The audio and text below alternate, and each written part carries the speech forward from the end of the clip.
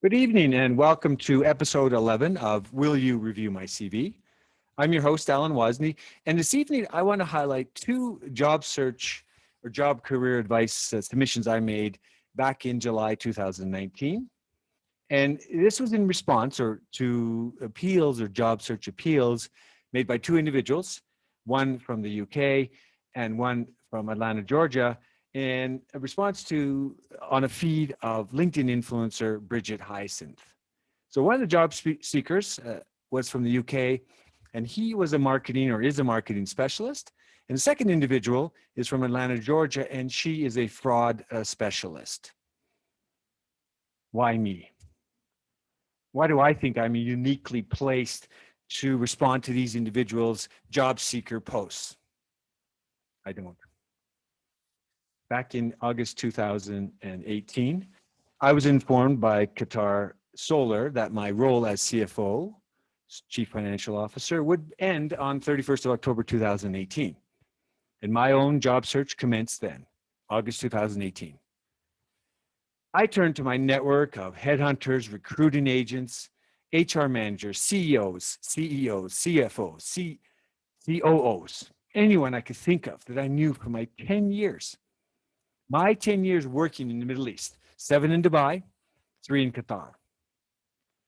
Inevitably, my own job search led me to several job-seeking influencers on LinkedIn. And there are many, but two that I started following were Bridgette Hyacinth and Oleg Vishnopolsky. When I started following Bridgette and Oleg, they both roughly had about 1.5 million followers. So this is August 2018. Today, you go look LinkedIn and find Bridgette. She has close to 3.9 million followers. And Oleg has close to 1.8 million. Bridgette, if you look at Bridgette today, the significant increase in her numbers is likely a lot to do with, she's written a lot of books. She has a lot of activities. She has a YouTube channel focused on human resources, job search, recruiting, and she has many books. She's written on this subject itself. Her most recent book, if you go and find her, is called Leading the Workforce of the Future. So she's right out there. And there's no surprise to me that Bridgette has doubled her following since nearly 3 years ago. In fact, as I understand, influencers like Bridgette Hyacinth, they provide value to many through their words of inspiration, their vast network of connections, and a significant number of followers that provide links to specific job opportunities. I can't hold a candle to that, if you've heard that expression. Since August 2018, I've tried to go beyond simply providing links to job leads, either within my network or someone I know who knows a friend who knows someone. And I seek to provide ideas that could help job seekers over the long haul, over the long term. For advice comparisons. On that basis, I'm going to turn to my PowerPoint presentation I prepared outlining the responses I made to these two job seekers, or their appeals that they made to the LinkedIn influencers. On July 23rd, 2019, James Bratton, an experienced marketing professional from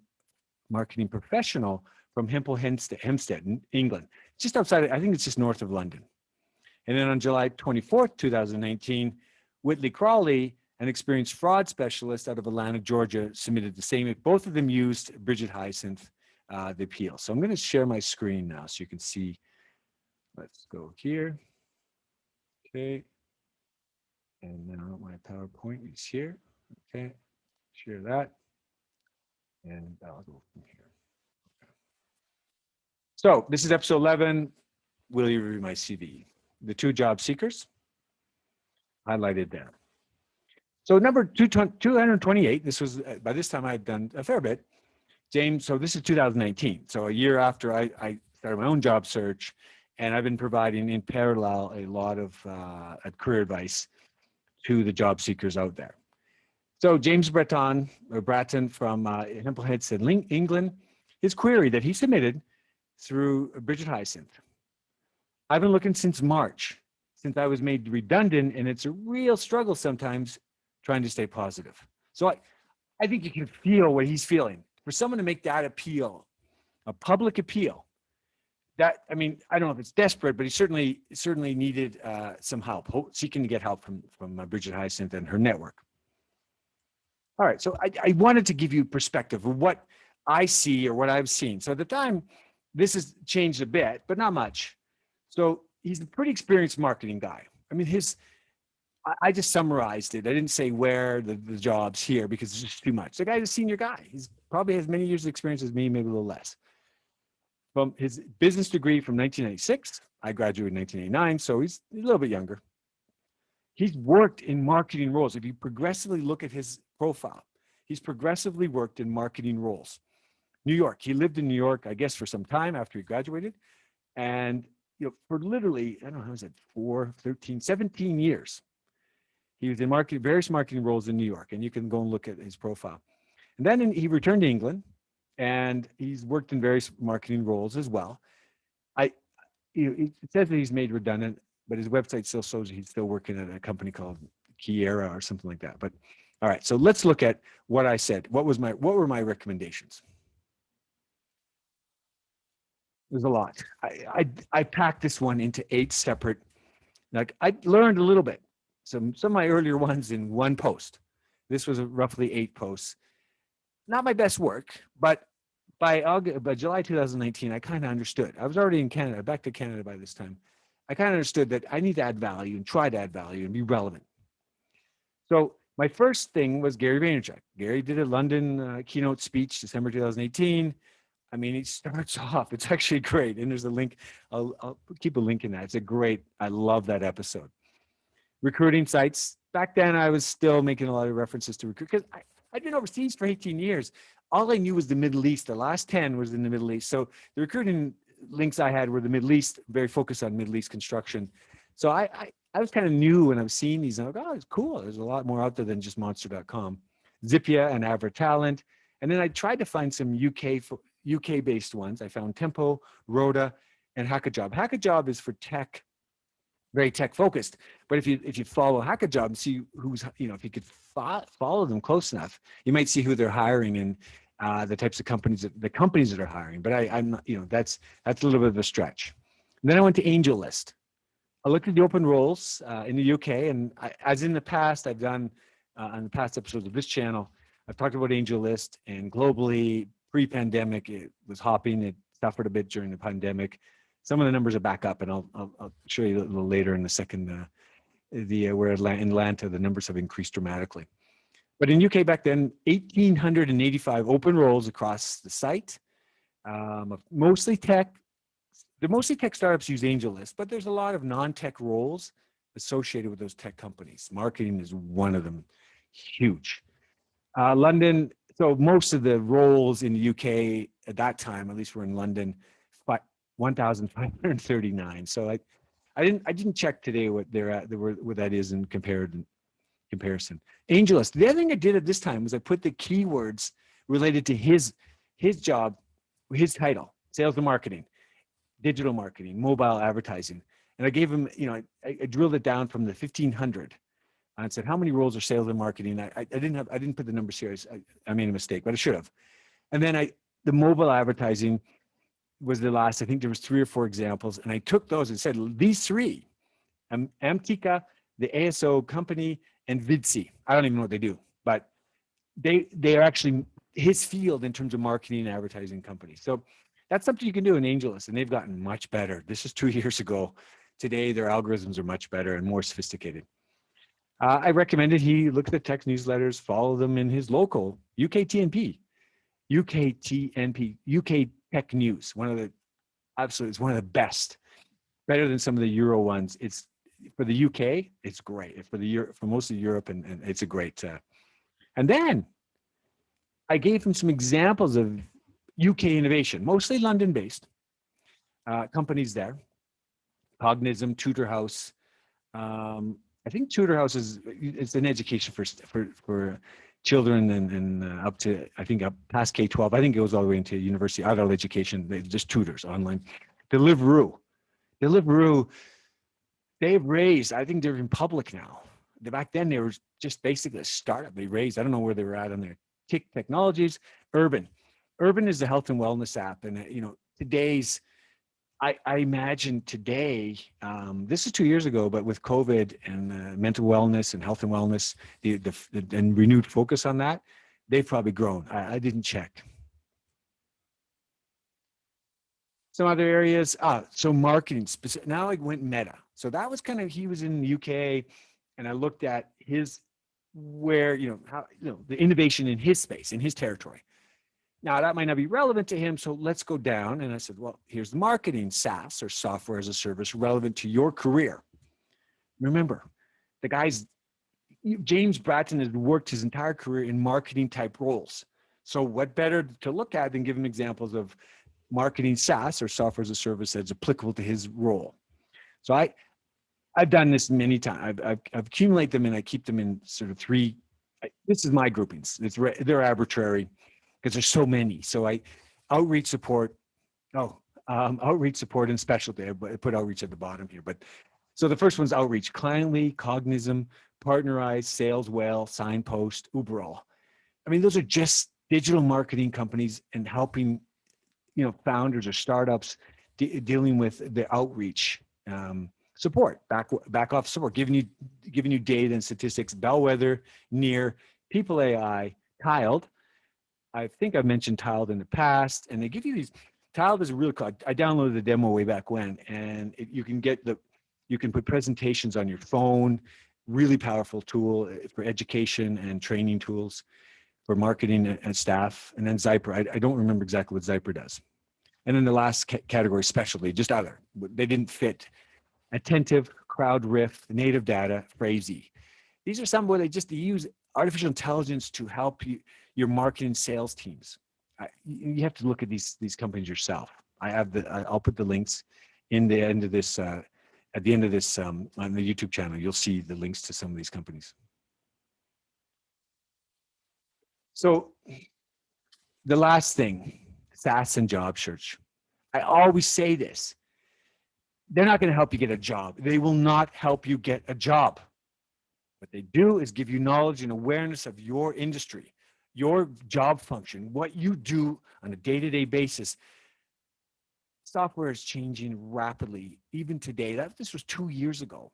Still, the advancements in software as a service are still happening every single day. I find news, digital marketing, no exception.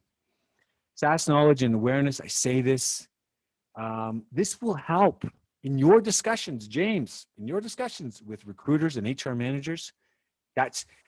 You bleed, in my view, you bleed marketing. You are a guy, experienced. Imagine your experience and how that can translate if you're aware of the old tech, new tech come together.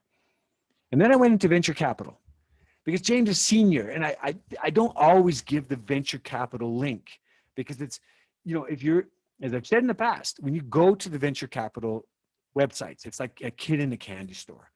There's so much information there, and the companies that they fund. Anyway, so venture capital, open roles across the platform, because marketing is one of those support ones where they hire HR, tech, HR, IT, maybe IT support over the platform, giving people, helping them get set up, their IT connections, and helping with IT consultants. That's still a very big part of a lot of IT's role in a lot of companies, not the coders, but the actual IT support. Legal, accounting, those back office support. So he's a marketing guy, that kind of back office support. Open roles across the platform. Rare Hippo, and I've mentioned this before, back then they had 2,000 open roles on the platform. Today, just last week, they had 3,900, nearly double. COVID had a dip down, but they're back up. And so Rare Hippo, I keep saying it, but they're just one example of many venture capital firms. And then James, I gave you examples of VC firms in the UK. So some of the samples I gave: Balderton, Blenheim, Cholcut, Columbia Lake, Dawn Capital, Draper Esprit, and a lot of people might know the name Draper. That he's a big investor in Bitcoin and blockchain space. MNC Ventures, Vitruvian.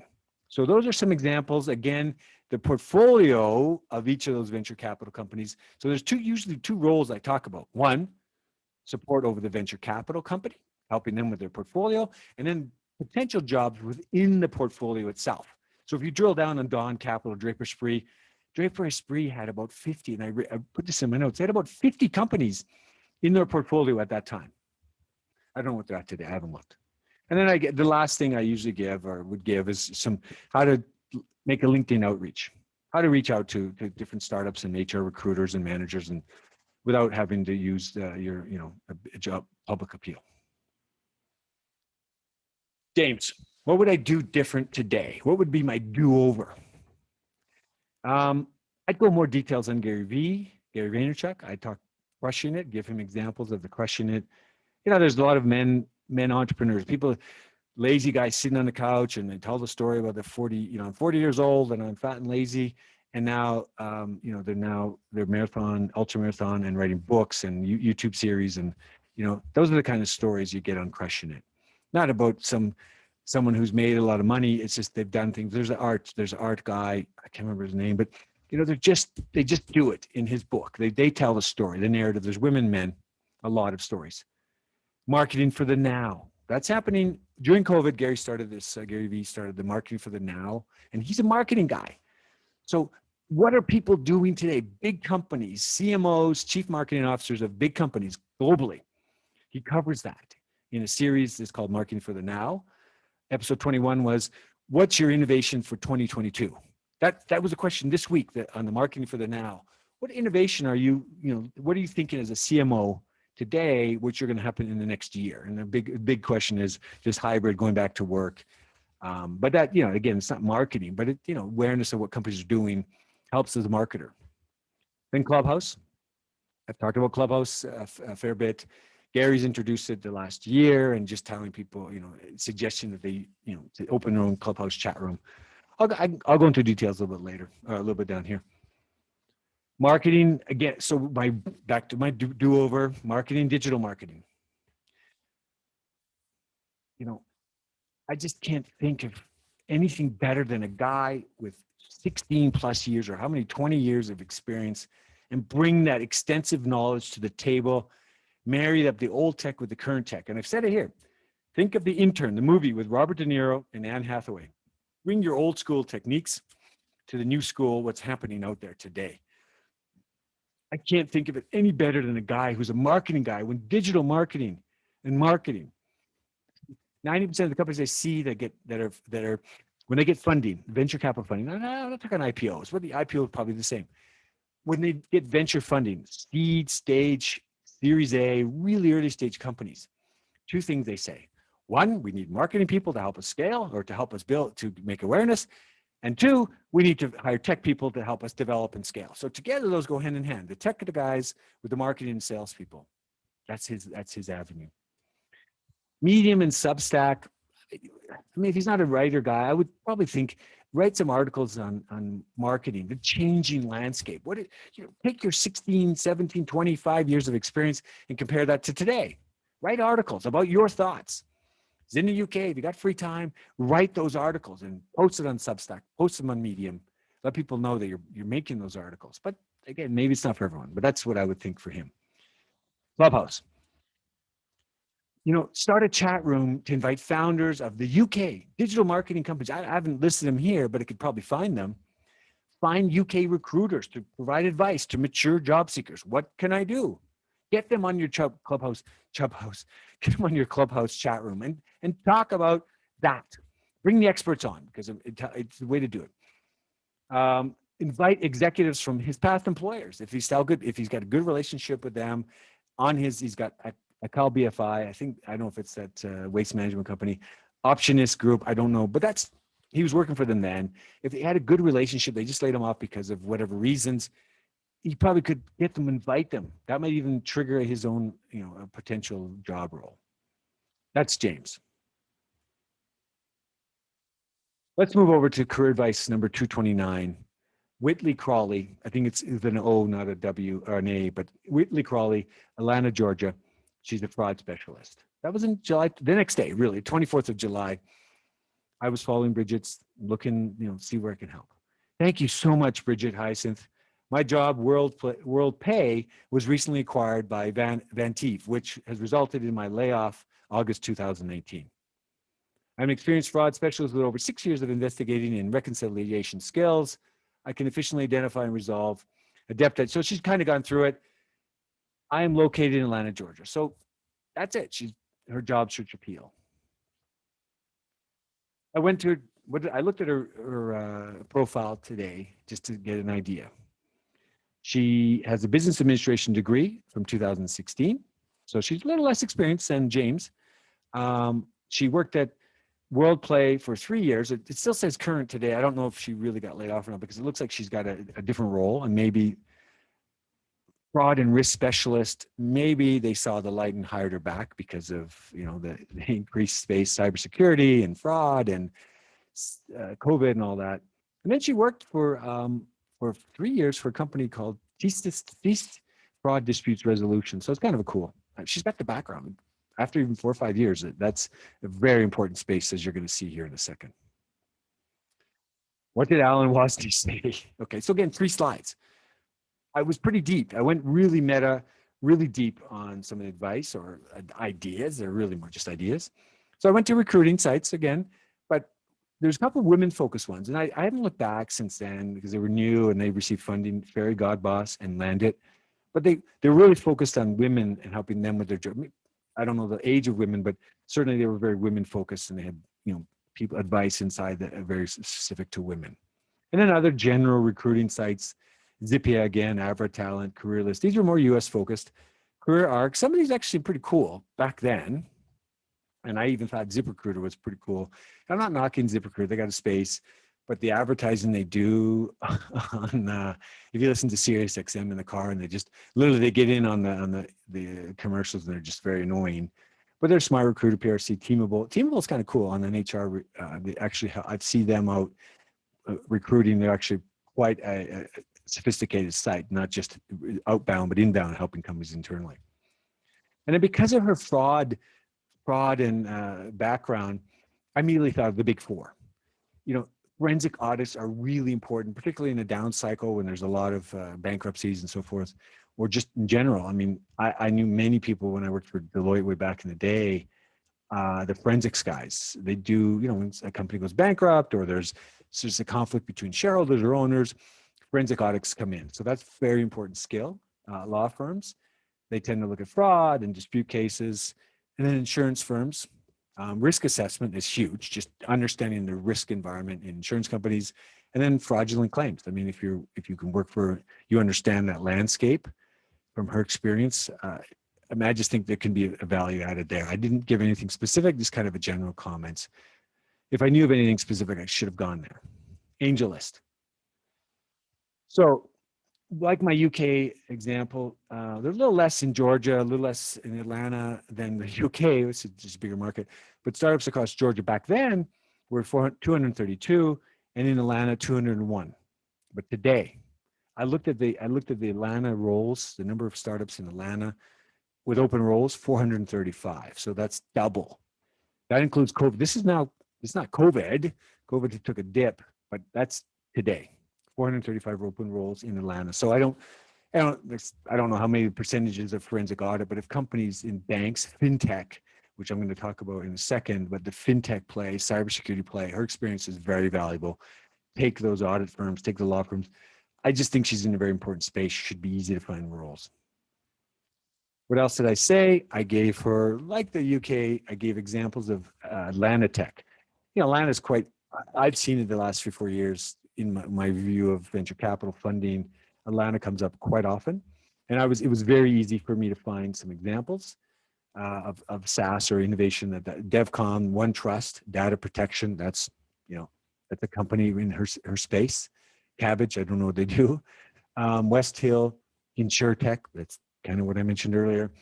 Event ID, cybersecurity, that's kind of the fraud and preventing fraud risk. Movius, Pure Cars, Roadie, and Vital 4. So those are some examples in Atlanta, not necessarily linked to her, but just to give great awareness of the landscape in tech and innovation. FinTech and cybersecurity SaaS. I gave her some examples because very relevant to her experience at WorldPay as a fraud specialist. FinTech. I gave her some examples. ClickSwitch, Cash, Payversus, SoFi, which SoFi recently raised. They're a few billion. I think they're up to 10 billion now. I don't even know their valuation. Remitly, that's on payments, a payment, TrueLayer, and Zero Financial, all fintech. WorldPay, again, awareness of these companies and how that plays. If they've got a local branch in Atlanta, I don't know, but just seeking to create awareness, draw attention to her. Cybersecurity examples. You know, the things. You know, there was a Capital One fraud. Recently, the ransomware, the renewed interest. There was a Colonial Pipeline. There was a one on the food play in the U.S. I can't remember the name of the company, but CyberSecurity SaaS was big 2 years ago. Imagine today. Fast forward to today. These examples are from 2 years ago. This space is very important, cybersecurity. I gave her a couple, Bishop Fox, Darktrace. I think Darktrace did a public offering. They listed Frogster. She's a fraudster. I mean, Indigi, Paladin, Cyber, RedSift. This is just a few. And back then, because keep in mind, I worked for a few months, for about 6 months with Uncloak, a cybersecurity startup. They're in the blockchain space, so I was creating awareness of cybersecurity, and I had a massive list back then. Back then, I had a massive list. I just did. I stopped looking at the space, but it's still very, very important. And then I'll say it before and I'll say it again. SaaS will not find you a job. Your knowledge and awareness will only help your discussions with recruiters and HR managers. The less you know, the less you can talk about. The more you, so by extension, the more you know, the more you can talk about. And then learning SaaS. Get the free demo. Subscribe to the company newsletter. Follow the company on social media. Just become aware of what's in your space. Your business is in this case, she's a fraudster. She's a fraud specialist. So, you know, be aware of what's happening in your space, not anyone else's space. Who cares? All right. What would Alan Wozni do as a do-over for Whitley Crowley? Sorry if I got the name wrong, spelling on your last name. I think it's with an O. Gary Vaynerchuk. I would introduce her to Crushing It because I didn't introduce her to Gary Vaynerchuk. I don't always know. Look at the female entrepreneurs. And then the high school party concept. I've talked about this before. Basically, that's when you're on a D on a social scale, and the guy or girl who invited, mostly guys, invited the people to the party, at least from the guy's perspective. I'm not saying mostly guys, but they became a D or an A if they had hosted the parties and everybody had fun. So that's the high school party concept. Use it in a business setting when you invite people to a party or the restaurant, wine and cheese, and in your market. I talk about it in relation to Clubhouse, and I'll give an example down. Inviting people to your Clubhouse chat room.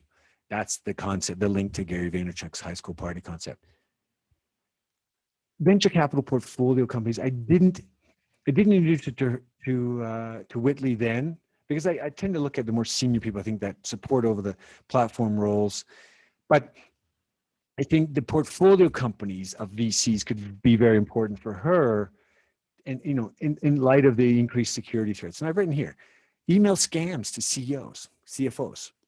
Yeah, and if anybody's aware of this, but there's a play out there, a hack where they say, so I'm the CFO. It happened to me when I was in Qatar. I got an email from somebody, and it looked like that Dr. Khalid was the CEO. And he said, can you make your wire transfer to somewhere in Vietnam or Thailand? And I just checked with my accounting staff. I said, this seems weird. Dr. Khalid's, I thought he was in Germany, whatever it was. And they're like, oh, it sounds like a fraud. And they just changed one letter of their email address. So instead of Alan Wozni, it would be Alan Wozni1 at wherever you're working at, and then sends it normal. That's a really ingenious way to scam people, but through the email. So, you know, blockchain and crypto scams are everywhere. So her fraud specialty and unawareness of that, looking through venture capital portfolio companies and finding companies that have that, you know, that fintech, or sorry, the cybersecurity, you know, bent on it, that could be very valuable for her. But that's just my thinking. And then the Clubhouse, create a chat room, be the light of the party, be the high school party concept, but invite people to experts to talk about fraud, cybersecurity, ransomware, which is the big thing of the Colonial Pipeline scare. Atlanta-based tech startups, invite them. The ones that are in the FinTech cybersecurity space. I bet you if I if I went to the VC newsletters over the last 2 years and spent time, I could probably find 2 or 3 in each category in Atlanta. Not just, I could probably find 10, 20 in each category across the US, across the globe, but in Atlanta, I'm sure there's probably 2 or 3 of each. Invite HR recruiters to discuss job search, COVID, pre-COVID, post-COVID, whatever job search. What should I do? Invite them onto your platform to talk on Clubhouse. So that's it. That's the, so that's my presentation. But I wanted to, so stop sharing there, but to conclude, I really wanted to give you the main takeaways of today's, of the, the main takeaways from those two, or from those 2 job seekers. Those job seekers came from vastly different experiences. One marketing, the UK guy, and one in fraud expertise. So they couldn't be more diverse. And I wanted to show that, it's not easy. It takes time. But if you really drill down, you can create relevancy to commonalities in the SaaS and so forth, and AngelList and so forth. But they both are in industries which are rapidly changing. Marketing, there's always something new in the digital marketing space, and there's always something in FinTech. If you work for WorldPay, FinTech payments, these platforms are coming up daily, and there's a lot of money being thrown at from the venture capital space.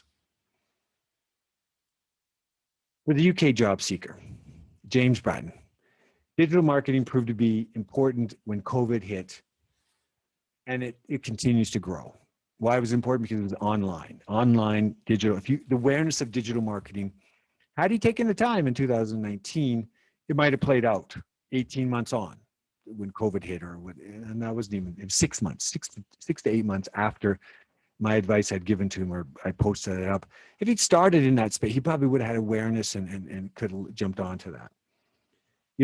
There's the new companies in technology, healthcare, biosciences, FinTech, cybersecurity that will need digital marketing, and they'll need expertise like his. He's the old school. Go Anne Hathaway, go find somebody like the young Anne, from the intern, be the Robert De Niro to some startups, Anne Hathaway. For the Atlanta-based job seeker, Whitley Crowley. Her experience with fraud is increasingly important in the growth of FinTech startups and the growing threat of online fraud, ransomware. I think she's in a very important space. She's young. Okay, James, you're not that old. Dude, I'm 55. You're younger than me. You started working. You've got plenty of time to learn all this stuff. It's fine. Learn the SaaS. Both of you, learn the SaaS. If you're watching this, maybe you're not watching this, James. What if you're in the sales and digital marketing field? If you're in cybersecurity, FinTech, learn the SaaS. As I've highlighted in past episodes on this channel, learning applicable SaaS and related innovation in your sector or your functional area can only improve the nature of discussions you have with HR managers, recruiters, CEOs, founders, whoever you're having that discussion with. The more you know, the better off that discussions you'll be. Look, if you're stuck, feel free to reach out. I'm right here. Look, I got my hockey. I'm right here. Go to my website, solarity.io. As I say, I seek to shine ideas on your light. Have a great day and stay safe.